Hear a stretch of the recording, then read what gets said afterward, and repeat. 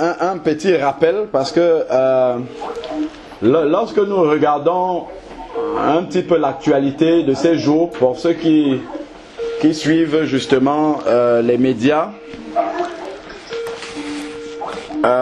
il y a bien des choses que le Seigneur nous rappelle au travers des événements que nous vivons aujourd'hui, qui ne sont pas nouveaux, qui se sont souvent produits. Mais quand nous voyons effectivement la récurrence et la fréquence de ces événements dans un laps de temps très court, ça ne fait que nous rappeler effectivement la réalité de la parole de Dieu. Donc, je veux parler tout simplement des crashs aériens successifs que nous voyons dans l'actualité actuellement. Et bon, certains sont crashés, d'autres ont disparu, simplement comme ça, sans laisser de traces. Bon, la disparition sans laisser de traces nous rappelle bien entendu qu'un jour, ceux qui sont sanctifiés, qui attendent le Seigneur, disparaîtront aussi, comme ça, subitement, sans laisser d'adresse du lieu où ils vont, bien que la Bible dit exactement où ils vont partir. Je parle de l'enlèvement de l'Église. Ça vient simplement nous rappeler cela.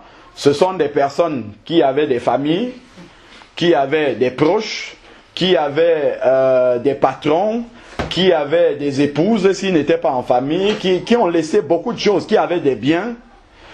Et ces personnes sont parties comme ça, subitement. Ils avaient sûrement des projets. Mais le Seigneur en a décidé autrement. Parce que l'homme forme ses projets, mais ce sont les desseins de l'Éternel qui s'accomplissent. Donc, cela vient nous rappeler ces deux événements qui sont la finalité de la vie de l'être humain. À savoir, le départ, je parle des crashs. Là, il y a le dernier crash là, je sais pas, peut-être il y en a eu d'autres encore. C'était celui de Air Algérie, 118 personnes qui ont répondu à l'appel du Seigneur. Et vraiment, ça nous rappelle, il y en a qui se sont déplacés, qui sont allés en vacances, qui sont revenus. Ça nous rappelle vraiment que notre vie n'est pas entre nos mains. Le Seigneur peut décider de nous la reprendre à tout moment. Nous pouvons former des projets, nous disons demain je vais faire ceci, après-demain je vais faire cela, dans 5 ans je vais faire ça, ainsi de suite. Mais le Seigneur, lui, sait à quel moment, parce que notre vie est comme un fil. C'est comme un fil, mais un fil vraiment très fin. Parce que quand on voit comment les gens partent, ça nous montre à quel point notre vie est tellement, fragile. C'est un fil entre les mains du Seigneur et le Seigneur peut à tout moment sectionner le fil. Peu importe l'importance de notre présence sur la terre. Nous pouvons être le président du G20. Nous sommes une personnalité très importante. Mais si le Seigneur décide que vous allez partir, je me souviens maintenant de l'exemple du président polonais Kaczynski qui, dans un avion comme ça, avec tout son staff, hop, ils ont disparu. C'était un président de la République en plein mandat. Le pays avait besoin de lui, mais dans ce déplacement-là, le Seigneur a dit, bon, c'est la fin maintenant. Donc, cela nous amène à comprendre que ce n'est pas par l'urgence des choses ou l'importance de notre position sur la terre. Il y a quelqu'un qui disait, ce n'est pas la parole de Dieu, mais c'est quelque chose qui reste vrai. C'est une réalité que les cimetières sont pleins de personnes indispensables. Donc, il y a beaucoup de personnes dont l'humanité aurait encore besoin aujourd'hui, mais qui, à un moment donné, ont dû répondre à l'appel du Seigneur et partir. Donc, cela nous rappelle véritablement que nous devons être prêts à tout moment. Dans ces avions, nous pouvons voir avec détachement parce que ça passe à la télé. Nous voyons, ce sont des personnes que nous ne connaissons pas. Mais si nous projetons ça dans notre propre, dans notre propre proximité, en nous demandant, et si dans ces avions-là j'avais des proches, des frères de sang, si j'avais des connaissances proches, des voisins, ainsi de suite, des personnes que je connais, quelle devait être ma réaction? Qu'est-ce que ça devait m'enseigner? Qu'est-ce que je devais comprendre au travers de cette disparition subite-là? Et plus proche encore, si moi-même j'étais dedans, où est-ce que je devais aller? Quelle serait ma situation actuelle? Là où maintenant les informations passent à la télé, on convie les familles pour l'accompagnement psychologique et tout. Mais moi, si j'étais dans le vol là, qui s'est écrasé, 118 morts, il n'y a aucun survivant, si je faisais partie de ceux-là, est-ce que j'ai la certitude de là où je devais être aujourd'hui? Ça, c'est le type de question justement que ces événements-là nous laissent. De toute façon, nous savons que nous allons partir. Ça, il n'y a rien, il n'y a pas d'équation ou de solution en termes de médicaments ou de pratiques qui peut empêcher ça. Ça va se produire. Donc, la question n'est pas de se demander quand est-ce que ça va arriver. Ça, on ne le sait pas, il n'y a que Dieu. De quelle façon ça va se produire, ça ne nous avance pas, mais c'est simplement d'être prêt. D'être prêt à tout moment de partir. Si aujourd'hui, en rentrant à la maison, Dieu dit que c'est aujourd'hui que je te rappelle, il faut que je puisse dire, Seigneur, je suis prêt, que tu me prennes. Parce qu'au moment de me rappeler, le Seigneur ne me demandera pas mon avis. Il ne me demandera pas, Alain Patrick, est-ce que tu es prêt aujourd'hui? Si tu n'es pas prêt, je reviens demain. Non. Il va dire, là, maintenant, à l'horloge qui est dans mon calendrier, j'avais prévu que tu viennes sur la terre un certain 18 octobre de telle année, et moi j'avais prévu qu'à tel moment, si tu dois repartir. Et quand la date arrivera, c'est ce que le Seigneur va mettre en application sans me demander mon avis. Donc maintenant, ce que le Seigneur fait, afin que ce jour-là ne me surprenne pas, c'est que pendant tout mon passage sur la terre, ce que la Bible appelle le pèlerinage terrestre, le Seigneur ne va pas arrêter de me rappeler à chaque fois, voici ta fin, au travers de ces événements-là, voilà comment tu vas finir. Pas qu'on va tous mourir en crash d'avion, mais c'est qu'à un moment donné, on va partir. Et donc, tu dois te rappeler que tu dois être prêt tout le temps à partir, parce que ce ne sont pas que les autres à qui ça arrive. Et sache que tu n'as pas la maîtrise sur ta vie. Donc, le plus rapidement que déjà nous pouvons être en conformité avec le Seigneur, il faut le faire parce que le Seigneur ne nous attend pas. Ça, c'est très important. Et de deux, marcher, comme on a dit tout à l'heure, dans l'obéissance à la parole de Dieu. Prenons le psaume 102. Parce qu'on peut parler humainement, mais comme cela nous a été rappelé, c'est la parole de Dieu qui nous jugera à la fin et qui restera. Donc nous devons fonder notre foi sur la parole de Dieu. Psaume 102, verset 12. Mes jours sont comme l'ombre qui s'étend et je me dessèche comme l'herbe. Mes jours, c'est la durée de ma vie. C'est comme l'ombre. Si vous vous mettez au soleil, vous voyez votre ombre. Si vous prenez une position où le soleil ne peut plus refléter, l'ombre va disparaître. Donc, c'est vraiment quelque chose de très éphémère. C'est ça l'image que nous avons derrière ici. Le nombre de mes jours, ma vie sur la terre, c'est quelque chose d'éphémère. Parce que des fois, le confort de la vie nous fait nous installer sur la terre comme si nous avons élu une cité permanente ici où nous allons résider d'éternité en éternité.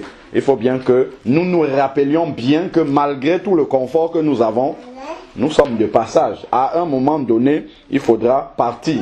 Et si nous disons que nous devons partir, il faut être prêt. Il parle ici aussi de l'herbe. Ici là, verset 12 à la fin, il dit « Et je me dessèche comme l'herbe ». C'est-à-dire que, bon, pour ceux qui ont la grâce d'aller jusqu'à leur vieux jour, ils verront si vous avez des personnes qui travaillent avec les personnes âgées. Ça, c'est vraiment, si vous parlez avec ces gens-là, vous allez comprendre que eux, ils ont l'occasion de voir comment l'être humain finit. Des personnes qui ont été de grands avocats, de grands huissiers, des grands notaires ou qui ont été des personnes puissantes sur la terre dans leurs vieux jours. Voilà, ils ne peuvent même plus lever la main, ils ne peuvent plus manger, il faut qu'on fasse tout pour eux, même leur intimité, c'est quelqu'un d'autre qui s'en occupe. Ça nous montre à quel point vraiment l'être humain est fragile. Donc, souvent nous devons compter sur notre intelligence. vous allez trouver de ces personnes-là qui ont occupé des grands postes de responsabilité, qui étaient très intelligents. Vous les retrouvez aujourd'hui atteints d'une maladie qui leur font dire la même chose 15 fois dans la journée. Eux-mêmes, ils ont oublié qu'ils ont déjà dit cette chose-là. Mais ils continuent à te répéter. Il va venir, il va peut-être te présenter, ça c'est ma fille. Dans 3 minutes, il revient, ça c'est ma fille. Dans 5 minutes, ça c'est ma fille. Comme si... Et ça, j'imagine, ceux des personnes qui ont connu ces gens-là, lorsqu'ils étaient au pouvoir, lorsqu'ils jouissaient de toutes leurs facultés intellectuelles et tout, ça doit être un choc brutal de voir comment l'être humain peut se terminer. C'est là où nous comprenons que l'être humain en réalité n'est rien du tout. Rien du tout si ce n'est le souffle de vie que Dieu met en nous et qui lui appartient. À n'importe quel moment, Dieu peut décider de le reprendre. Donc comprenons bien que la vie est très brève, elle est éphémère. Et Dieu nous a mis sur la terre pour un but le plus rapidement possible, que nous entrions dans l'accomplissement de ce but-là, ça sera pour notre intérêt. Si nous sommes sauvés, c'est pour notre intérêt, c'est pas pour l'intérêt de Dieu. Si Dieu sauve des gens, c'est pas pour son intérêt à lui. Quand nous lisons dans le livre de l'Apocalypse, le ciel est déjà rempli de myriades et de myriades de personnes qui adorent Dieu. Dans notre salut, c'est pas ce qui va changer la gloire de Dieu. Si je continue au Psaume 103, verset 15, il nous rappelle encore cela. L'homme, ses jours sont comme l'herbe, donc éphémère, fragile, sensible. Il fleurit comme la fleur des champs. Il y a un moment pour fleurir et il y a un moment pour se dessécher. Souvent vous voyez des personnes qui sont atteintes d'une certaine maladie. Vous les voyez dans l'état dans lequel ils sont. Vous les avez connus avant. Vous dites, c'est pas possible comment l'être humain, une fois que la santé lui est reprise, comment est-ce qu'il peut devenir? Si nous regardons encore dans Ésaïe 40, Ésaïe chapitre 40, versets 6 à 8. Et Dieu a prévu justement qu'il y ait le deuil autour de nous, non pas simplement pour nous affliger, mais aussi pour rappeler à ceux qui restent quel est le chemin qu'ils vont devoir prendre, que nous allons devoir prendre, parce que la Bible dit bien dans Hébreux 9 au verset 27 qu'il est réservé aux hommes de mourir une seule fois, après quoi vient le jugement. Donc il y a quelque chose qui va venir après la mort. Et là, nous devons être prêts pour cela. Donc, alors, c'est Ésaïe 40 verset 6 à 8, il dit, une voix dit, crie. Et l'on répond, que crierai-je? Toute chair est de l'herbe. Quand il parle de toute chair, c'est l'être humain. De l'herbe, quelque chose de fragile. Si vous marchez sur l'herbe, ça se plie directement. Et tout son éclat comme la fleur des champs. La fleur, elle reste là tant qu'il y a les conditions atmosphériques qui permettent qu'elle soit dans sa beauté la plus sublime. Mais il suffit que les intempéries arrivent, et ainsi de suite. L'herbe sèche, verset 7. La fleur fane quand le vent de l'Éternel souffle dessus. Donc l'Éternel peut décider à n'importe quel moment de souffler sur ce qui paraît être l'équilibre de notre vie, ainsi de suite. Et là, on va faner. Certes, le peuple est de l'herbe. Donc l'être humain est aussi fragile que de l'herbe. Et il va nous dire, l'herbe sèche, la fleur fane, donc l'être humain passe. C'est ce que le verset veut nous dire ici. Mais la parole de Dieu subsiste éternellement. Donc la seule chose que je pourrais emporter avec moi de la terre, c'est la parole de Dieu et la manière dont j'aurais obéi à cette parole. Voilà la seule chose qui me restera à la fin. Et Pierre le dit encore, 1 Pierre chapitre 1 verset 24 nous rappelle encore cette réalité-là. Parce que si nous persévérons dans le Seigneur, si nous marchons avec le Seigneur tous les jours, c'est pas pour les biens de cette terre. Parce que nous savons, d'après tous ces versets-là, que tous ces biens, on a parlé tout à l'heure, les gens vont se rapprocher du Seigneur parce qu'ils ont besoin d'un logement, d'un mariage, d'un enfant, ainsi de suite. Mais tout cela va rester, tout cela va périr. Mais la chose la plus importante, comme Jésus a dit lui-même à ses disciples, c'est que notre nom soit écrit dans les cieux. c'est que notre nom soit écrit dans le livre de vie. C'est notre destination finale. C'est ça qui est la chose la plus importante pour laquelle nous sommes accrochés au Seigneur. Donc, nous ne devons pas oublier cela. Lorsque nous sommes sur la terre avec toutes les difficultés qui nous entourent, nous pouvons nous détourner du point le plus important pour nous attacher aux choses éphémères.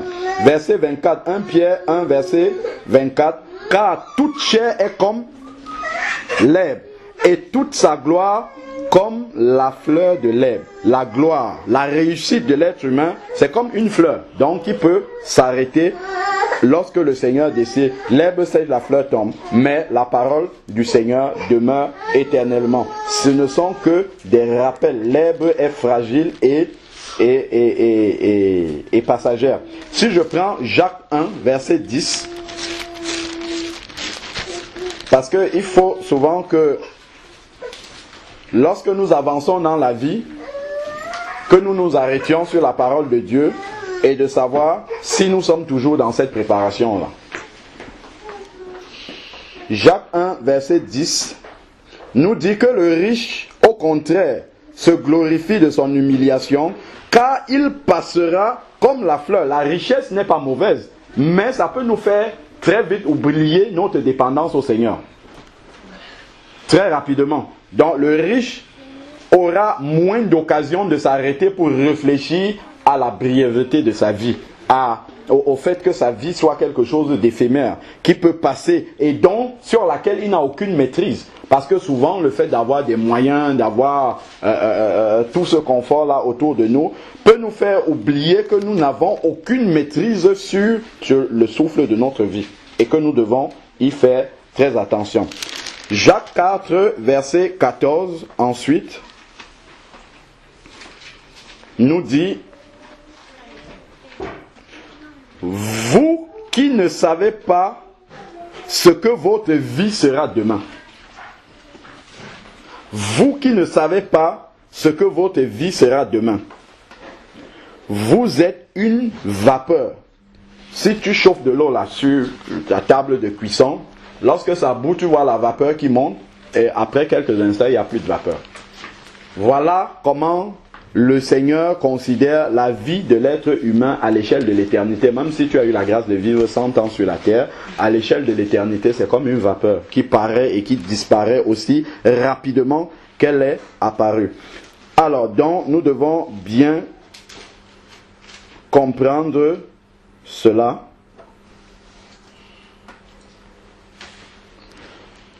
Et il continue, il dit, vous devriez dire au contraire, si le Seigneur le veut. Et ça, le riche a du mal à dire une chose et il dit si le Seigneur le veut. Parce qu'il pense que son argent peut effectivement faire tout ce qu'il veut. Donc, si le Seigneur le veut, c'est vraiment de réaliser la souveraineté du Seigneur sur notre vie. À savoir que c'est lui qui décide du début et de la fin. Le psaume 90 encore, qui est vraiment très éloquent sur le sujet, nous rappelle la vérité implacable de notre vie, ici, là, sur la terre. Psaume 90, versets 10 à 12, qui dit « Le nombre de nos années s'élève à 70 ans. » Donc, si tu as déjà vécu 70 ans, tu as atteint l'objectif, le but. En tout cas, le nombre d'années que le Seigneur normalement t'a laissé pour que tu aies le temps de le rencontrer et vivre la vie heureuse qu'il aurait voulu sur la terre. Et ensuite, il dit, et si nous sommes vigoureux, nous avons la santé et ainsi de suite, à 80 ans. Nous avons des personnes qui ont la grâce d'atteindre ces 80 ans-là. Et leur agitation n'est que peine et misère. C'est-à-dire que peu importe le bonheur que tu auras vécu sur la terre, il arrivera un moment où tu seras au soir de ta vie, où tu vas devoir faire le bilan. Quelle vie j'ai vécue? Quel bilan je peux en tirer? Est-ce que maintenant que je suis en train d'aller vers le cimetière, est-ce que la vie que j'ai menée était une vie qui valait vraiment la peine d'être vécue? Est-ce que tout ce qui a été mes sujets de réjouissance, de gloire, et ainsi de suite, est-ce que là, maintenant, ça peut m'être d'une utilité dans le chemin où je suis en train d'aller? Mais là, une fois que les 80 ans sont passés, cela ne revient plus en arrière. Car cela passe vite et nous envolons. Les personnes qui ont pris ces avions-là, qui partaient d'une destination à l'autre avec un programme de la journée, ils n'imaginaient pas que le terme devait arriver là net. Peut-être certains dans l'avion étaient dans le sommeil, n'ont même pas vu le terme arriver et puis ils passent du sommeil au trépas, direct. Donc ça, et dans toutes ces circonstances-là, il n'y a pas d'âge. On peut être jeune, on peut être moins jeune, on peut être papa, on peut être sans enfant, ainsi de suite. Le départ, c'est le Seigneur qui décide à quel moment. Alors, il dit, verset 11, qui reconnaît la force de ta colère et ton courroux selon la crainte qui t'est due. Verset 12, qui est important pour nous. Enseigne-nous à bien compter nos jours. C'est-à-dire, rappelle-nous toujours, Seigneur, en toutes circonstances, que nous sommes passagers sur la terre. Que nos jours sont éphémères sur la terre. Que notre séjour, notre pèlerinage sur la terre est vraiment quelque chose de très court. Rappelle-le-nous afin que nous ne nous attachions pas en fait à la terre. C'est pour cela. Parce qu'il est très facile que notre cœur soit totalement attaché aux choses d'en bas et que nous oublions notre destination finale. Afin que nous conduisions notre cœur avec sagesse. C'est-à-dire que nous nous attachions à marcher comme le Seigneur veut que nous marchions, sachant qu'après, il y aura un bilan. Il faudra passer à la caisse pour rendre compte de ce qui a été notre vie. Et en cela, le Seigneur n'arrête de nous prévenir.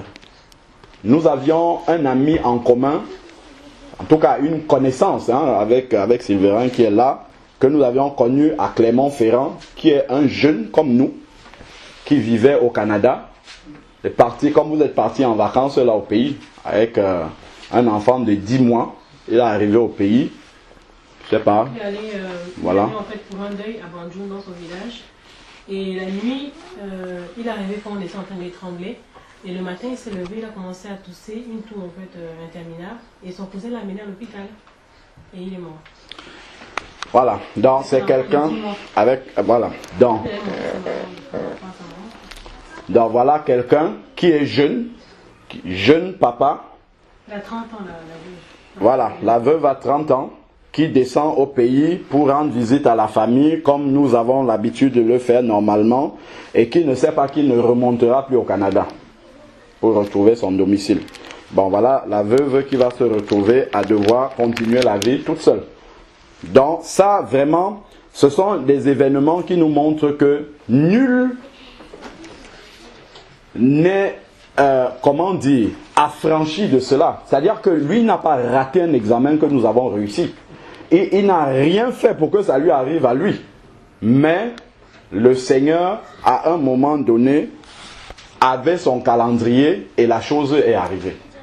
Donc ça vraiment, quand nous regardons ces circonstances-là, ça doit nous amener à réfléchir, nous amener à être sages, comme il dit la fin du verset 12 qui dit « afin que nous conduisions notre cœur avec sagesse ».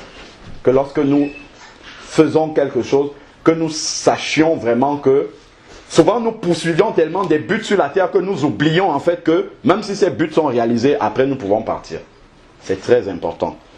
Toujours, Linda a une cousine au Canada, ça a dû arriver l'année dernière, l'année d'avant, qui vit là-bas. Elle a sa belle-sœur aussi, la belle-sœur, sa cousine qui vit au Canada, une jeune aussi, je ne sais pas quel âge elle avait.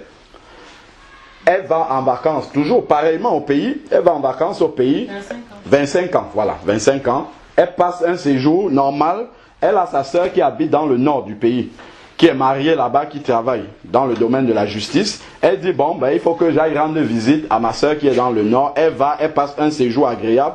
Pendant son séjour là-bas, elles ont, je crois, une amie d'enfance qui vit dans une ville à côté là. Elles se disent, bon, on va aller lui dire bonjour puisque je suis là et tout. Elles prennent un taxi, le taxi fait l'accident, les deux sœurs décèdent.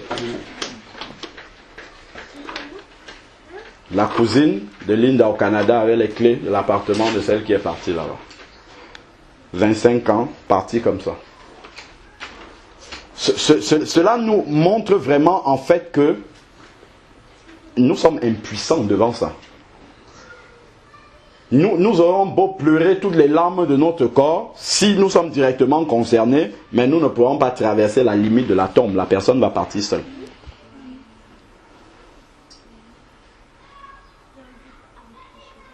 Et Job, dans le verset 10 du chapitre 12, va dire quelque chose de très important.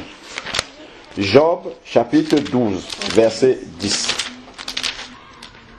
Il dit, il parle de l'Éternel. Il tient dans sa main l'âme de tout ce qui vit, le souffle de toute chair d'homme. C'est le Seigneur qui a la main dessus et Dieu ne s'assoit pas en comité avec quelqu'un pour décider du moment où il va mettre un terme à cela. Si nous regardons un peu plus loin après le livre des psaumes et le livre de Proverbes par la suite, il y a Ecclésiaste aussi. Ecclésiaste chapitre 8, verset 8. Ecclésiaste 8, 8. Après les psaumes, il y a Proverbes et puis il y a Ecclésiaste là. Il dit, l'homme n'est pas maître de son souffle pour le retenir. Sinon, il y a beaucoup de personnes qui ne seraient jamais parties de la terre au regard de leur puissance et de tout ce qu'ils ont.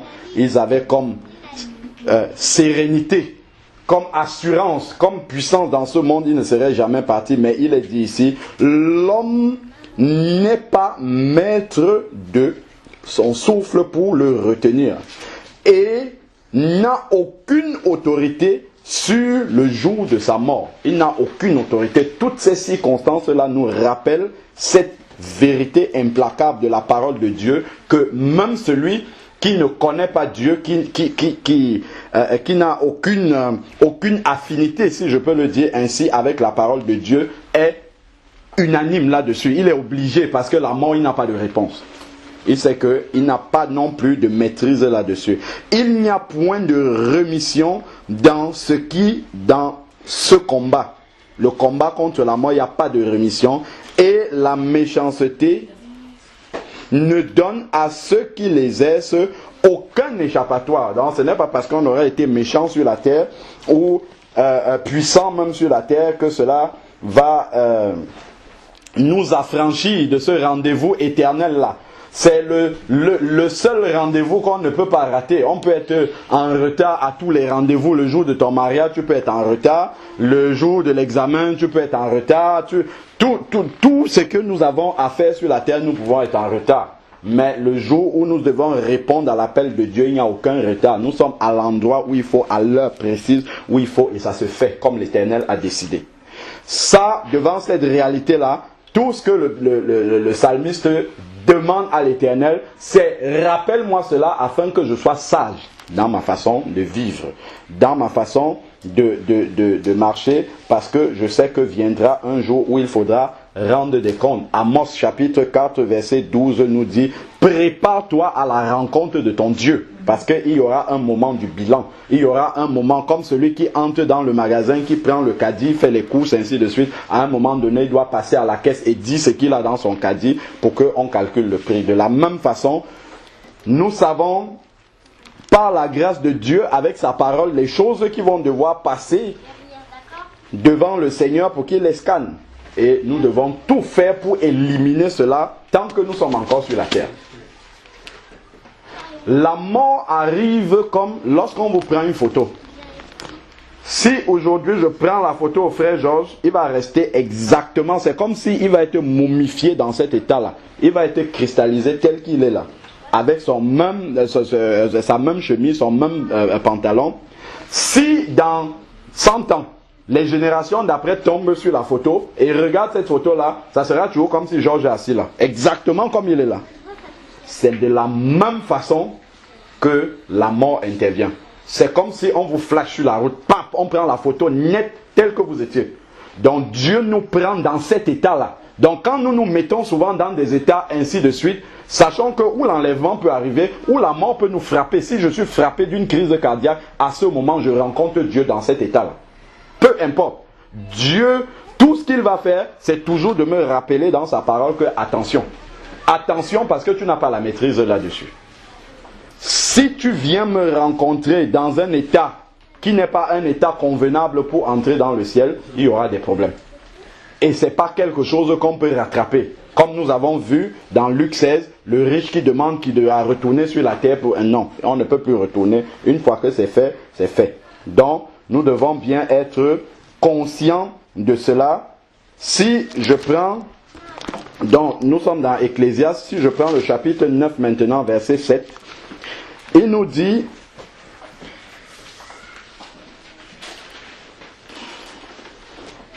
12, je crois.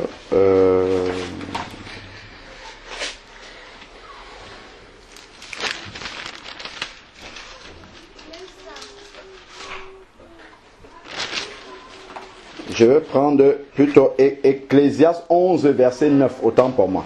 Ecclésiaste 11, verset 9 dit, « Jeune homme, réjouis-toi pendant ton adolescence. » Nous avons l'habitude de dire que la jeunesse est de 7 à 77 ans. Bon, nous sommes concernés. Quand il dit ça, « Réjouis-toi pendant ton adolescence, que ton cœur te rende heureux pendant les jours de ta jeunesse. Marche dans les voies de ton cœur. » Donc fais ce que tu as envie de faire. Et selon les regards de tes yeux. Comme ça a été dit tout à l'heure, nous marchions selon les convoitises de notre cœur. Donc nous faisions ce que nous avions envie de faire. Mais, voilà, c'est là où il y a l'avertissement du Seigneur. Mais sache que pour tout cela, tout ce que tu accomplis, Dieu te fera venir en jugement. Pour tout cela, Dieu te fera venir en jugement. Il va encore dire dans Acte 17, verset 30, que Dieu, sans tenir compte des temps d'ignorance, tant que nous ne connaissons pas la parole, tant que nous avançons dans l'aveuglement, Dieu ne tient pas compte de ces moments, mais il annonce maintenant, à partir de maintenant, à tout homme qu'ils aient à se repentir. Donc, pour préparer ce jour-là, la toute première étape, c'est la repentance. C'est de demander pardon à Dieu pour sa vie passée. Si on n'est pas encore converti au Seigneur, commencez par faire le bilan de sa vie passée avec le Seigneur, demander pardon au Seigneur, renoncer à notre vie passée. Celui qui confesse, Proverbe 28, verset 13, celui qui confesse, celui qui cache ses transgressions ne prospère pas, mais celui qui les confesse et qui les délaisse obtient miséricorde. Donc la première étape, c'est de mettre sa vie en règle avec le Seigneur. Quand on dit mettre sa vie en règle avec le Seigneur, c'est d'abord faire le bilan de celle qui est passée. Je vais me repentir, c'est-à-dire que je vais faire le bilan négatif de ma vie passée qui me condamne forcément. C'est-à-dire, si Dieu devait me prendre aujourd'hui, je mérite d'aller en enfer. Je fais le bilan de cette vie-là en demandant pardon à Dieu. Et maintenant, je prends l'engagement de marcher avec le Seigneur, suivant ses voies, suivant sa parole. Ce qu'on appelle la conversion. C'est comme ça qu'on devient enfant de Dieu. Comme il dit dans Jean, chapitre 1, versets 12 et 13, il dit, à ceux qui l'ont reçu, la parole de Dieu a donné le pouvoir de devenir. Donc on ne peut pas naître enfant de Dieu, il faut le devenir. Pourquoi il y a ce verbe d'action de devenir? Parce qu'il y a une action à faire. On ne peut pas devenir automatiquement enfant de Dieu. Il y a quelque chose à faire. Et ce premier quelque chose-là, c'est d'abord de mettre à plat sa vie devant le Seigneur. C'est se repentir totalement de sa vie passée, renoncer et reconnaître que cette vie passée-là n'était pas une vie agréable au Seigneur. J'aurais beau être le plus gentil du monde entier, donner tous mes biens aux pauvres, être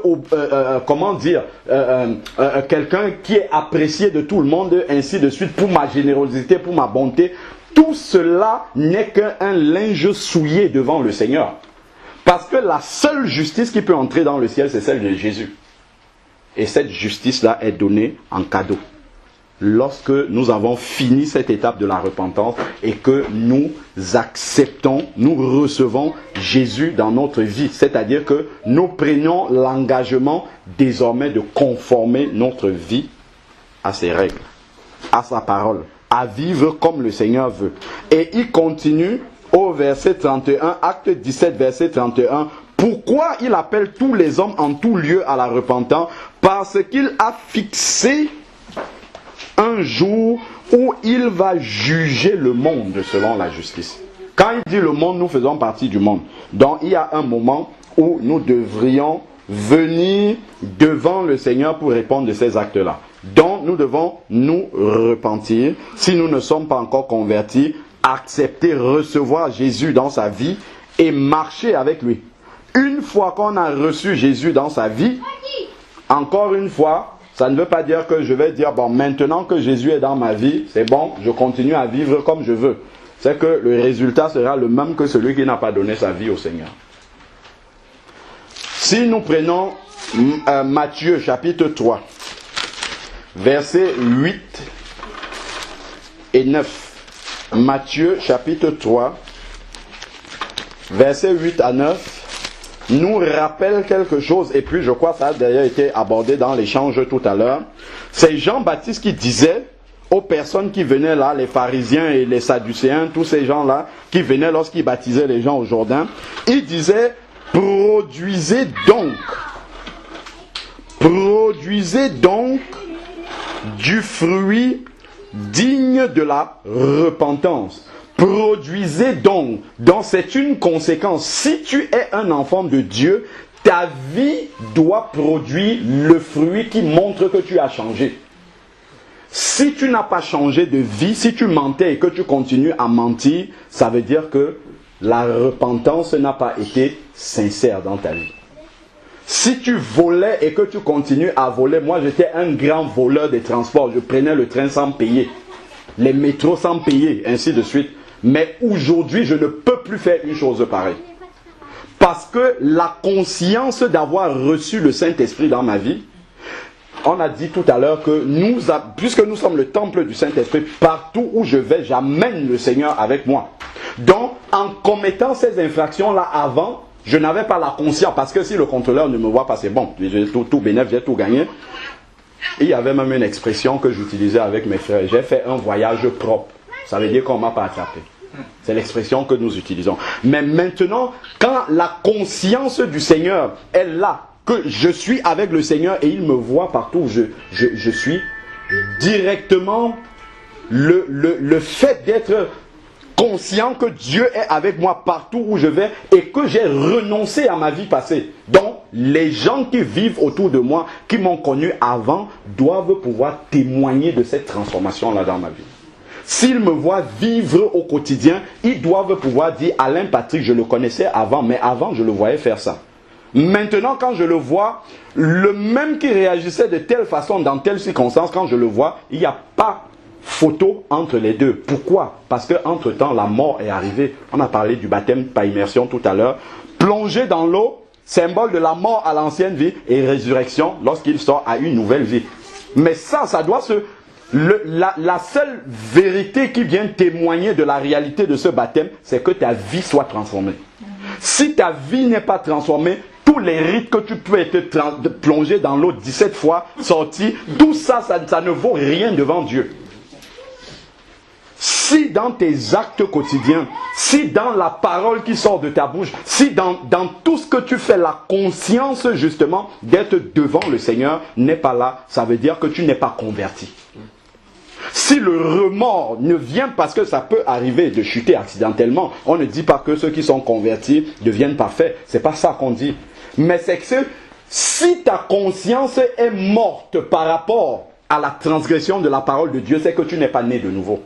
C'est-à-dire que si tu as fait mal et que les instants d'après, les jours d'après, les heures d'après, tu ne te rends pas compte que tu as transgressé la parole de Dieu, que tu as offensé Dieu, ça veut dire que l'Esprit de Dieu ne vit pas en toi. Ça veut dire que tu n'es pas né de nouveau. Ça veut dire que si Dieu te prend dans ton état, la Bible dit dans Romains 6, verset 23 que le salaire du péché, c'est quoi? C'est la mort, c'est-à-dire l'enfer. C'est ce que ça veut dire.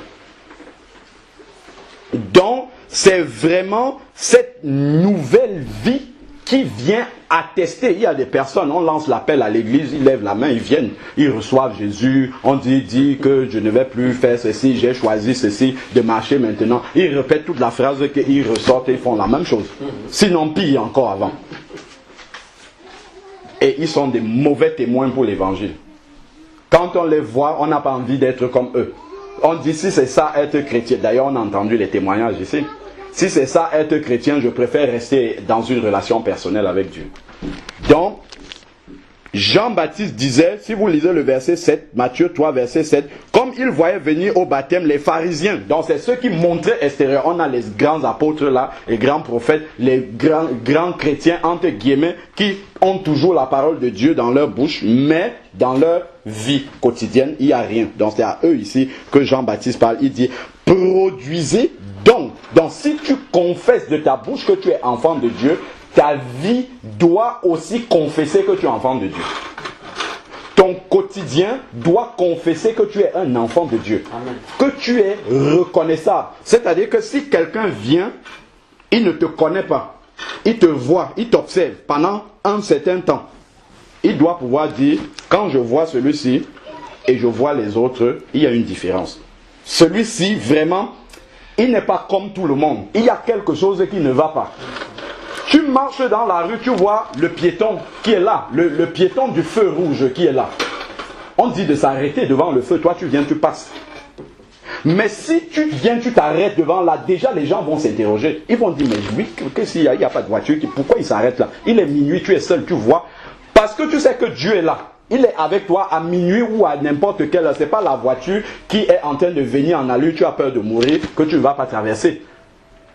Tu vas obéir parce que le feu dit que le piéton doit s'arrêter, c'est rouge, tu vas rester là, tu attends. Et après tu vas passer. C'est ça qui montre cette transformation-là. Ce passage des ténèbres à la lumière. C'est ça, le Seigneur Jésus, je crois, c'est dans Matthieu 7, où il dit que on reconnaîtra l'arbre par ses fruits. Quand on voit cette vie-là, les gens doivent dire, oh oh, il y a quelque chose qui s'est passé. Viens me dire donc, qu'est-ce qui s'est passé dans ta vie? Et là maintenant, tu peux témoigner. Et les paroles qui vont sortir de ta bouche à ce moment-là ne seront pas des simples paroles humaines, mais ça sera accompagné de la puissance de Dieu. Parce que tu vas transmettre la vie en même temps. Parce que cette vie-là, tu la vis. C'est pour ça que le frère, il parlait tout à l'heure de ces pasteurs, ainsi de suite, qui disent, mais si tu ne vis pas ça, tu ne peux pas communiquer la vie aux personnes. Tu ne peux pas transmettre cette vie-là. Si dans ton cœur, il n'y a pas cette crainte sincère de l'Éternel, tu ne peux pas transmettre la crainte de l'Éternel à d'autres personnes par tes paroles. Tes paroles ne sont pas accompagnées de la puissance de Dieu. Voilà pourquoi il faut vraiment s'arrêter. Si je dis que je veux devenir chrétien, je crois que le Seigneur a dit, peut-être quelqu'un va se souvenir du passage, le Seigneur a dit que si quelqu'un veut construire, je crois même toujours que c'est dans Matthieu 7, mais après à vérifier. Si quelqu'un veut construire une maison, il ne faut pas qu'il se presse à commencer à élever les murs, ainsi de suite. Ça, c'est souvent quand on dit, très vite on dit, il faut aller à l'église, on court, on va, on fait des choses, des activités, on chante à la chorale, on fait ainsi de suite. Non, il dit, il faut d'abord s'arrêter, tu t'assois et tu calcules le prix, si tu vas pouvoir construire jusqu'au bout. Ça veut dire qu'il y a vraiment un moment où on doit s'arrêter net avant de dire, je suis chrétien. Faire vraiment le bilan déjà de la vie passée et de voir qu'est-ce que le Seigneur demande, est-ce que je vais pouvoir vivre cette vie-là? Et prendre l'engagement devant Dieu de marcher avec lui. Bien sûr, je vais souvent tomber, mais Dieu va me relever. Pourquoi? Parce que j'ai la volonté sincère de marcher dans cette intégrité, de marcher dans cette vérité. Et il va dire ici, à la fin, et ne vous imaginez pas pouvoir dire, nous avons Abraham pour père. Tu es un enfant de Dieu, tu te retrouves, voilà, tu es en boîte de nuit là-bas. Et tu dis, Dieu va venir te chercher là-bas au moment de l'enlèvement. Tu te trompes. Tu te trompes. Si la trompette sonne, Dieu ne reconnaît pas que ses enfants sont là-bas, à moins qu'il ne t'ait envoyé là-bas pour aller évangéliser. Que tu sois en train de faire son travail là-bas. Donc les anges ne passeront même pas par là-bas pour chercher les enfants de Dieu, parce que tu n'es pas censé être là-bas. Donc c'est dans cette transformation-là que justement ta vie va confesser le nom de Jésus. Va confesser, pas seulement la bouche. La bouche doit confesser, mais la vie aussi doit confesser le nom de Jésus. Car je vous déclare, il dit, nous avons Abraham pour père. Donc tu ne dois pas simplement dire, je suis chrétien. Je suis. Ça c'est la bouche qui dit. Mais maintenant, ma vie, mon comportement, tout ça, est-ce que ça témoigne? Est-ce que ça atteste? Est-ce que ça dit que ça là, vraiment, lui là, c'est un enfant de Dieu. Point. Continuons. Et il dit ici, car je vous déclare que de ces pierres-ci, Dieu peut susciter des enfants d'Abraham. Donc, Paul va encore dire dans Acte 26, ça on connaît bien également ce passage-là. Acte 26, Paul explique, il est en train de s'exprimer devant un roi, et il explique le processus en fait de la conversion. Comment est-ce que ça se passe? Acte 26, verset 19, il dit en conséquence, roi Agrippa, Acte 26, verset 19, en conséquence, roi Agrippa, je n'ai pas désobéi à la vision céleste, mais à ceux de Damas, puis à Jérusalem, dans tout le pays de la Judée, puis aux païens, j'ai annoncé quoi? Voici comment on doit voir un enfant de Dieu. J'ai annoncé la repentance. Première chose, la personne doit se repentir, faire le bilan de sa vie, on a expliqué. Ensuite, la conversion à Dieu, l'engagement de bonne conscience. Dit maintenant, à partir de maintenant, Seigneur, j'ai décidé de vivre selon tes commandements. Si tu interdis quelque chose, je ne vais pas le faire. Si tu autorises, je vais le faire. Si j'ai une décision à prendre, je chercherai à savoir quelle est ta volonté par rapport à cette décision-là. Je suis libre de prendre cet engagement, personne ne me force à cela, je le prends librement. Ça, voilà la conversion, et puis je vais dire, confesser de ma bouche, Jésus, je te reçois, je t'accepte comme Seigneur et Sauveur. Si le verset s'arrêtait là, ça veut dire qu'on peut continuer à vivre de façon habituelle. Mais il dit ici, avec, moi j'avais compris ce avec là comme étant suivi par la pratique d'œuvres dignes de la repentance. Suivi. C'est-à-dire qu'après la repentance, après la conversion, ta vie doit être suivie d'œuvres qui attestent que effectivement tu t'es repenti. Des œuvres dignes de la repentance. Le changement de vie, la transformation que les hommes peuvent attester. Les gens peuvent dire oui. Nous reconnaissons qu'il y a un changement dans sa vie. Finissons avec 1 Jean, chapitre 2, verset 17. C'est à côté d'Apocalypse là-bas. 1 Jean, chapitre 2, verset 17, qui dit...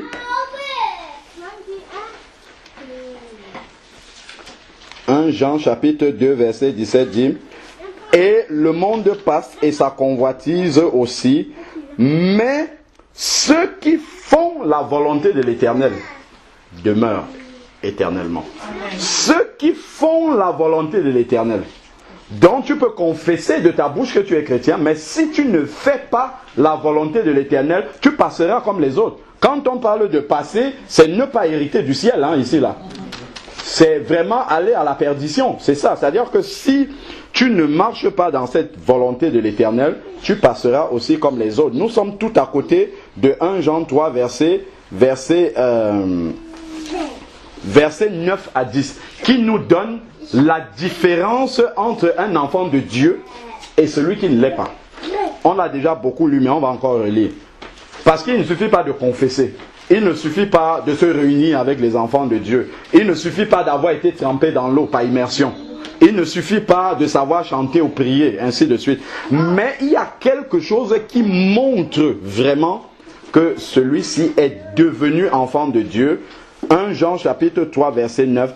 Quiconque est né de Dieu, né de nouveau, né de l'Esprit, après s'être repenti et avoir reçu Jésus, quiconque est né de Dieu ne pratique pas le péché. C'est-à-dire qu'il ne vit pas dans le péché de façon volontaire. Il ne commet pas de péché volontairement. Il ne s'assoit pas chez lui, il dit « Ah, je vais aller faire telle chose. Je sais que c'est la parole de Dieu interdit ça, mais je vais le faire quand même. Parce que je dois le faire. » Avant ça, le Saint-Esprit l'a déjà arrêté net.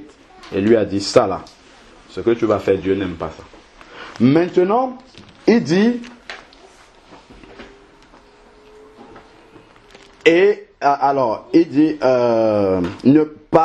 pourquoi il ne peut pécher volontairement? Parce que la semence, le Saint-Esprit de Dieu habite en lui. C'est pour ça qu'il ne peut pas, comme ça, balayer ce que il sait bien que le Seigneur n'aime pas ça, mais il se conforte là-dedans, il le fait quand même. Ça veut dire qu'il y a un problème profond dans sa conversion, déjà. Il dit ici, parce que la semence de Dieu demeure en lui et il ne peut pratiquer le péché, il ne peut vivre dans ce désordre-là, il ne peut vivre dans le péché et rester et s'y plaire. Il va tout faire pour en sortir s'il a chuté. Et voilà donc le verset qui nous dit clairement que c'est comme cela qu'on reconnaît un enfant de Dieu. Verset 10. C'est par là que se manifeste un enfant de Dieu et un enfant du diable. Quiconque ne pratique pas la justice n'est pas de Dieu, non plus celui qui n'aime pas son frère. Une fois, on avait partagé, on était au cours d'un partage, je crois, il y a un frère qui disait que sa tante a de la haine dans le frère, il va se reconnaître, a de la haine dans le cœur, mais bon, c'est pas lui qui disait, l'autre semblait dire, la tante semblait dire, enfin une autre tante, semblait dire non, elle connaît le Seigneur, elle est née de nouveau. La Bible nous dit ici, là, clairement, que quiconque ne pratique pas la justice n'est pas de Dieu, non pas celui qui n'aime pas son frère. Donc si la haine peut habiter dans ton cœur, c'est-à-dire que si tu peux haïr ton prochain, ça veut dire que tu n'es pas enfant de Dieu. Parce que celui qui est véritablement un enfant de Dieu, c'est un sentiment qu'il ne peut même pas éprouver.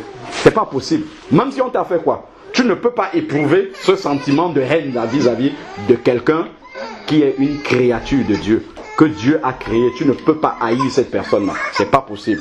Il dit, c'est là qu'on fait la différence entre celui qui est enfant de Dieu et celui qui ne l'est pas. L'attitude vis-à-vis du péché. Si je vois que je suis encore attaché à un péché, à une transgression quelconque de la parole de Dieu, ma prière quotidienne devant le Seigneur doit être: Seigneur, par la puissance de ton esprit, libère-moi de ça. Parce que je sais que tu ne prends pas plaisir à cela. Amen. Donc, voilà en quelque sorte comment tous ces événements que nous voyons là, le Seigneur nous parle de différentes façons. Il nous parle au travers des événements.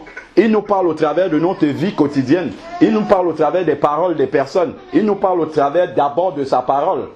Donc, pour nous rappeler toutes ces vérités-là de la parole de Dieu. Donc, si je veux être prêt, voilà comment déjà je dois régler ma vie pour connaître le Seigneur. Et une fois que je le connais, voilà comment je dois marcher dans cette vie transformée. Ce que la Bible appelle la vie de résurrection, la vie nouvelle. C'est-à-dire que quand les gens qui t'ont connu avant, ou bien les gens qui te connaissent, ta famille, les amis, tout ça, s'ils viennent, ils sont avec toi, ils doivent pouvoir te dire: on comprend, on ne te comprend pas, il y a quelque chose qui ne va pas. Dis-moi, qu'est-ce qui s'est passé? Sans que tu n'ouvres la bouche pour dire: entre-temps, j'ai reçu Jésus, entre-temps, je suis rentré dans les eaux du baptême, entre-temps, il y a ça qui est arrivé dans ma vie. S'ils te voient, ils doivent eux-mêmes, comme ça, s'interroger et dire: ah, vraiment, je constate qu'il y a quelque chose de changé dans ta vie. Produis le fruit digne de la repentance. Produis le fruit qui atteste que nous sommes enfants de Dieu. Et cela ne vient pas d'une démonstration devant les hommes. C'est-à-dire que nous ne le faisons pas pour prouver aux gens que nous sommes quelque chose. Nous avons pris, quand on parlait d'engagement de bonne conscience, c'est une bonne conscience devant Dieu. Donc, tout ce que je fais, en bien ou aussi en mal, je le fais devant Dieu. Et là, je suis affranchi du regard humain. Que les hommes jugent ça en mal ou en bien, je sais que je le fais en toute conscience devant Dieu. Donc, vraiment, restons vigilants par rapport à ça. Même si nous sommes déjà enfants de Dieu, de temps en temps, arrêtons-nous, comme il disait, de s'examiner pour voir si nous sommes toujours dans la foi, si nous sommes toujours sur ce chemin, si nous sommes vraiment, véritablement des enfants de Dieu. Amen. Amen. Seigneur, nous voulons te bénir encore pour ta parole. Merci pour ce rappel que tu nous donnes. Seigneur Père, de pouvoir vivre dans l'obéissance à ta parole. De pouvoir nous préparer journellement, Seigneur Père, car nul ne sait ni le jour ni l'heure de son départ où il va devoir répondre, Seigneur Dieu, devant toi. Père, je te prie d'abord pour moi-même. Seigneur Père, que ce jour-là ne vienne à me surprendre, Seigneur Père, mais que tu m'aides quotidiennement, Seigneur Père, à conduire mon cœur avec sagesse, Seigneur Père. Je te fais la même prière pour mes frères, pour mes sœurs qui sont là en ce moment. Seigneur Dieu Tout-Puissant, qu'ils préparent ce jour-là en se mettant en ordre, Seigneur Dieu Tout-Puissant, avec toi, avec ta parole, en communion avec toi, Seigneur Dieu Tout-Puissant. Père, que là où nous avons chuté, Père, que tu nous relèves, que tu nous donnes de rester debout, de continuer à marcher sur le chemin étroit, Seigneur Père, soutiens-nous. Éternel Dieu Tout-Puissant, que vraiment ta grâce abonde encore dans notre vie et que ta miséricorde, Seigneur Dieu Tout-Puissant, que nous puissions continuer à l'expérimenter, car sans ton intervention, Seigneur Père, nous ne pouvons rien faire. Nous ne pouvons pas aspirer et espérer, Seigneur Dieu, passer l'éternité dans ta gloire. Père, que ton nom seul soit élevé au milieu de nous, au nom de Jésus-Christ. Amen. Amen. Est partie des crashs et de tout ce qui se passe autour de nous en ces jours. Mais le Seigneur, justement, se sert de ces événements pour nous montrer la manière dont les choses peuvent nous surprendre et la manière selon laquelle lui seul reste le maître Amen. de toutes choses. Et lorsque nous lisons dans Matthieu chapitre 24, à partir du verset 41, du verset 40 même, il dit: alors 2 hommes qui seront dans un champ, l'un sera pris et l'autre laissé. De 2 femmes qui mourront à la meule, l'une sera prise et l'autre laissée. Lorsque nous prenons un peu les cas des crashs, nous savons que lorsqu'il y a un accident d'avion, bon, d'office, il y a très peu, la probabilité pour qu'il y ait un survivant est très très réduite.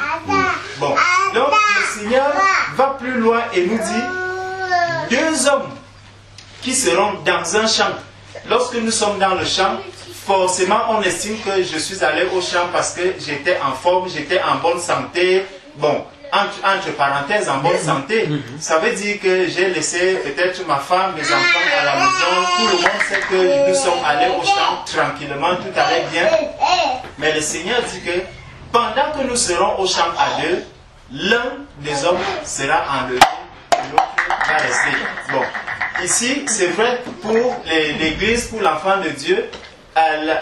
Nous allons penser à l'enlèvement, mais nous pouvons également penser à la mort. Bien sûr. Ça veut dire que pendant qu'ils seront peut-être en train de travailler, l'un peut rendre l'âme là immédiatement. Donc, même étant au bureau, nous pouvons être à deux collègues assis. Tu vois l'autre qui est là avec la main sur la tête. Tu vois le temps passer, il est à la même posture, il ne change pas. À un moment donné, lorsque tu vas le bousculer un peu, tu vois, il tombe, il est mort. Aujourd'hui, on parlait de l'AVC. Donc, véritablement, le Seigneur voudrait nous faire passer ce message pour nous dire que à chaque instant, chacun de ses enfants doit véritablement être prêt. Et c'est pour cela qu'il continue en disant: veillez donc, puisque vous ne savez pas quel jour votre Seigneur viendra. Tu ne sais quel jour est-ce que le Seigneur arrivera à toi. Amen. Tu ne sais quel jour est-ce qu'il passera devant toi pour prendre ta main. Et en aucun moment, l'homme ne peut se dire que oui, je suis en train de préparer certaines personnes. Et à un moment, lorsqu'elles sont déjà âgées, elles vont chez elles, elles creusent la tombe, ils font tout, ils se disent: bon, bientôt je vais m'en aller, si je meurs, venez m'enterrer ici. Mais tu te rends compte que à cette personne même, le Seigneur commence à enlever peut-être ses petits-enfants. Et cette tombe qu'il a préparée pour lui, c'est plutôt ses petits-enfants qui rentrent dans cette tombe. Il attend encore des années et des années, et puis, hop, un jour, quand il ne s'attend même plus, c'est là où le Seigneur l'enlève. Et le Seigneur dit donc: sachez-le bien, si le maître de la maison savait à quelle veille de la nuit le voleur doit venir, il veillerait et ne laisserait pas percer sa maison.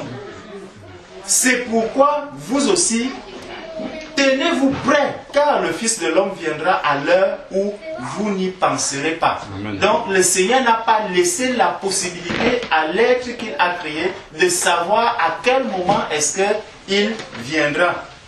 il nous demande donc d'être toujours disponible. Regardons un peu ce qu'il dit, ce qu'il nous dit dans Luc chapitre 1 au verset 17.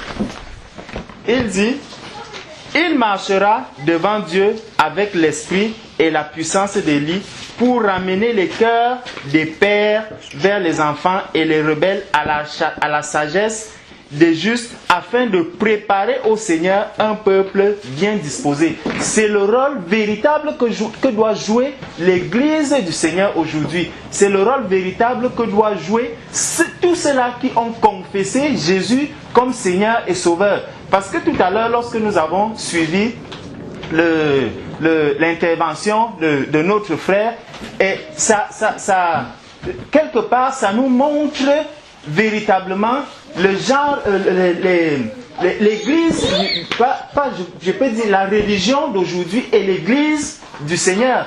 Donc il a mis véritablement face à face la religion du monde et l'église du Seigneur. Parce que quand il dit que, bon voilà, je ne peux pas faire ceci, parce que quand je vois la vie que celui-là qui dit qu'il est déjà enfant de Dieu, la vie qu'il mène dans sa propre famille, la vie qu'il mène dans le lieu où il vit, la vie même qu'il mène par rapport à ses frères ou à ses sœurs, vraiment cette vie n'est pas un témoignage qui peut me permettre à moi de me convertir.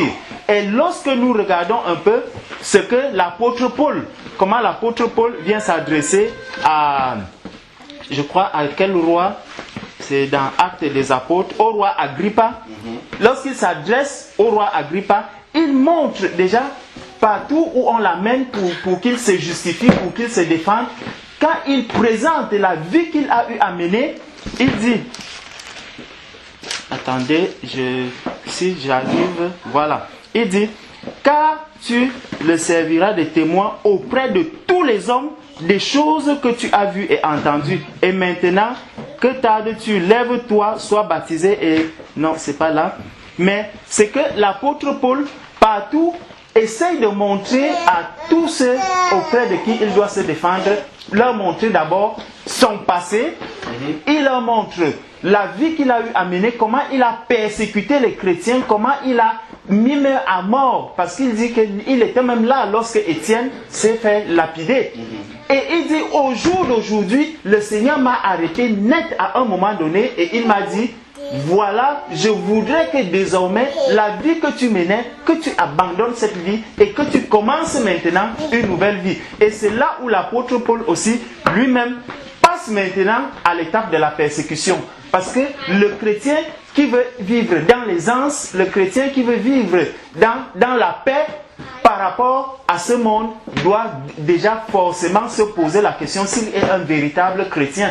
Parce que hier, l'apôtre Paul persécutait, le Seigneur l'a appelé aujourd'hui, et dès le début de sa mission, c'est aussi dans la persécution qu'il rentre. Il commence aussi à persécuter les chrétiens. Mais le témoignage qu'il fait devant Agrippa est très intéressant, il est très édifiant parce que Agrippa, lorsqu'il finit d'entendre l'apôtre Paul, il dit dans Actes des Apôtres chapitre 26 au verset 28, et Agrippa dit à Paul, tu vas bientôt me persuader de devenir chrétien. Paul répondit, que ce soit bientôt ou que ce soit tard, plaise à Dieu que non seulement toi, mais encore tous ceux qui m'écoutent aujourd'hui, vous deveniez tel que je suis, à l'exception de ces liens.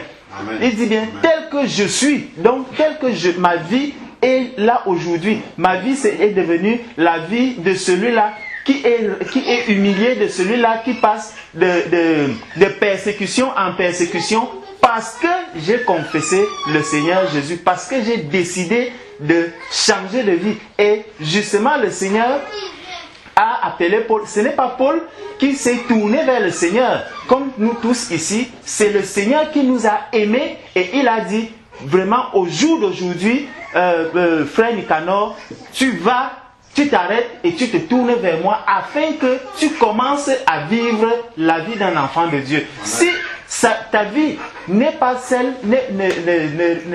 n'est pas un témoignage vivant, forcément tu vas commencer à détourner les créatures du Seigneur, tu diras simplement, tu vas confesser de bouche en disant que oui, je suis un enfant de Dieu, alors que la vie véritable que tu mènes n'est pas celle qui édifie. Regardons un peu aussi dans Marc chapitre 13 du verset 32 au verset 37.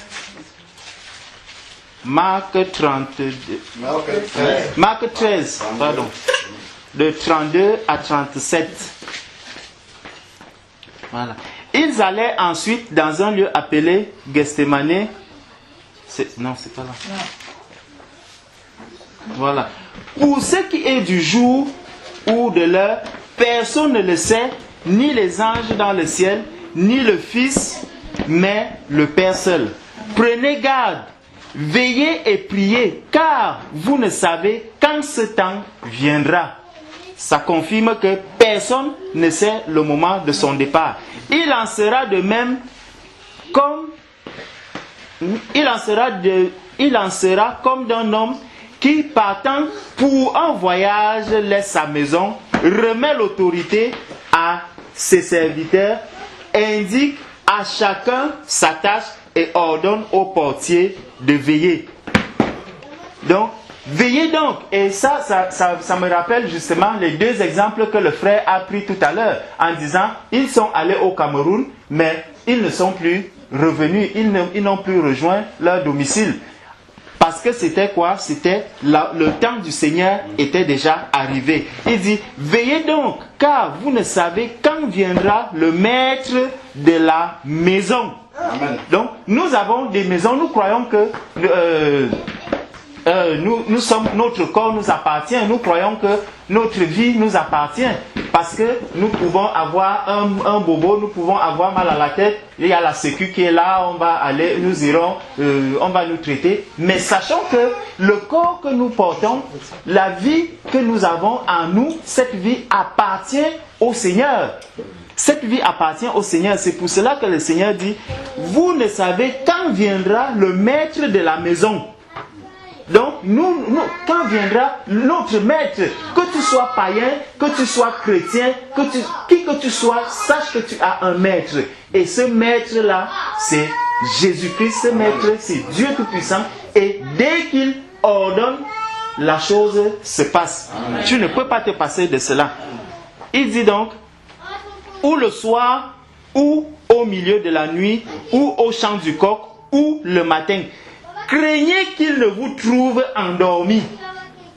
Craignez qu'il ne vous trouve endormi. Nous savons que, et là, ça me rappelle un événement qui c'est un entretien que j'ai eu avec un frère au Cameroun, où il me disait, mais le Seigneur demande de veiller. Et dans notre communauté, nous avons décidé de veiller les mercredis, les vendredis, les dimanches. Je lui ai dit, mais est-ce que c'est véritablement de cette veille que le Seigneur parle? Donc ça veut dire que le jour que je suis, quand je vais donc me reposer à la maison, je commence à dormir. Pendant ce temps, si le Seigneur arrive, je ne serai pas enlevé. Il me dit, mais non, le Seigneur demande de veiller. Donc, forcément, il ne faut pas dormir. Je lui dis, il faut savoir comprendre la parole du Seigneur. Lorsque le Seigneur a déjà mis son esprit en toi, tu dois vivre selon la parole de Dieu. Tu dois vivre selon ses commandements. Et dès que tu vis, dès que tu es placé sur le chemin étroit qui mène à la vie éternelle, peu importe le moment pendant lequel le Seigneur arrive, s'il te trouve même dans un profond sommeil, son esprit reconnaîtra parce que lui, toi tu dors, c'est ton corps qui se repose, mais son esprit veille, il est là. Et dès que la trompette va sonner, cet esprit entendra et hop, tu partiras. Ceux qui étaient avec toi, tu seras même couché sur le lit avec ta femme. Si ta femme n'a pas cet esprit-là, elle va rester et le matin, elle va se mettre à te chercher. Si c'est même le cas de la mort, tu mourras à cet instant et ta femme ne saura même pas que tu es déjà mort. C'est des heures et des heures plus tard qu'elle viendra se rendre compte que, oh, mon mari est déjà parti. Elle va commencer à pleurer, mais on va te dire à l'autopsie qu'il est mort à 2 heures du matin. À ce temps, toi, tu étais profondément endormi. Donc, le sommeil dont il s'agit ici, ce n'est pas le sommeil où tu vas te coucher sur ton lit, non. C'est que l'Esprit du Seigneur n'est pas en toi, ou alors tu l'as reçu à un moment donné et il s'est endormi, ou bien même tu n'es pas dans la vérité, dans le chemin du Seigneur, parce que le Seigneur dit que seuls ceux qui ont mon esprit seuls ceux qui ont mon esprit m'appartiennent. Si tu n'as pas l'esprit du Seigneur, tu n'appartiens pas au Seigneur. Et ce n'est que ceux qui ont cet esprit qui peuvent entendre sa voix, parce qu'il dit que les brebis entendent ma voix. Les brebis du Seigneur entendent la voix du Seigneur. Ceux qui ne sont pas des brebis du Seigneur, donc qui ne portent pas l'esprit du Seigneur, ne peuvent jamais entendre la voix de notre Seigneur. Amen. Donc c'est un peu ce que je voulais dire par la grâce de Dieu. Amen. Amen. Amen.